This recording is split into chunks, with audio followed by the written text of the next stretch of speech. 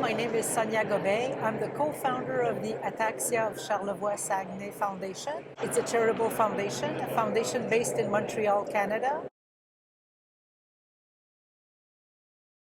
I'm the co-founder with my husband, Jean Groslo. We founded this foundation, we created this foundation back in 2006, so it's now almost 18 years. We're running this foundation. We just got one employee recently, because otherwise it's a volunteer-based charity. The reason Jean and myself set this foundation up was we got a diagnostic for a genetic rare disease condition, neurological evolving condition for our two children, François and Laurent, two sons who are now young adults. The gene had been, at the time, had been identified, but there was no research in Canada, Quebec, worldwide, nothing had been done. So we thought as parents, what should we do? We have two children who have a genetic, serious, evolving condition called Ataxia of Charlevoix-Saguenay, which is actually known under its acronym ARSACS, the second most common recessive ataxia in the world after Friedreich ataxia.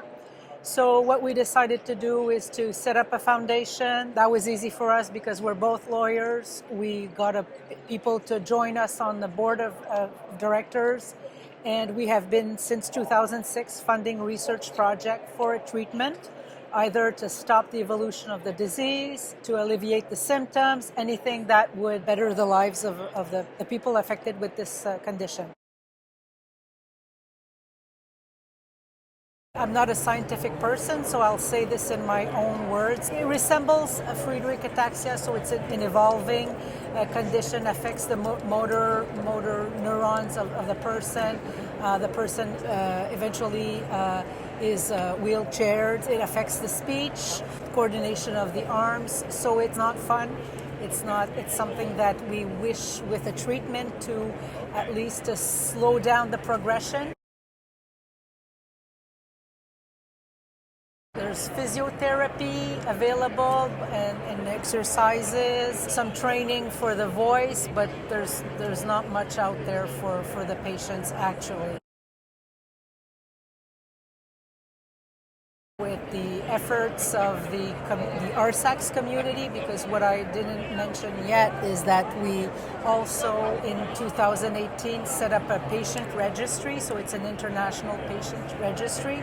So we have 38 countries identified in our patient registry at the foundation, and we have created, I think, a sense of community worldwide with this rare disease. So we have patients, that's it, in 38 countries. So I think we have created hope and sharing of experience, of education within the ARSACS community.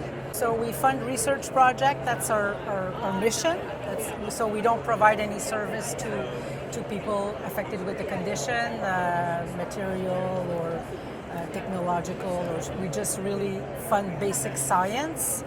And we are in the process of launching a pilot study this year or a clinical. We're still in the design of that with a repurposed drug. That was always our goal, we knew we would never raise enough money because we're a fundraiser. So we knew from the start back in 2006 that we wouldn't raise $30 million to develop a drug. So our hope was that a drug for a more common disease could eventually help people with ARSACS. And so we have identified a couple of drugs. We're going for one in this year, at the end of this year. And there's also a hope for that other diseases in other ataxias, because there's several other ataxias besides the ARSACS ataxia, that the research there would help us. And that's the case. Friedreich ataxia have an FDA-approved drug since last year, which is called the Skyclarys. And we're now testing it here in Boston with the ARSACS mice to see if there's and if it's positive, we'll have the results only in 12 months.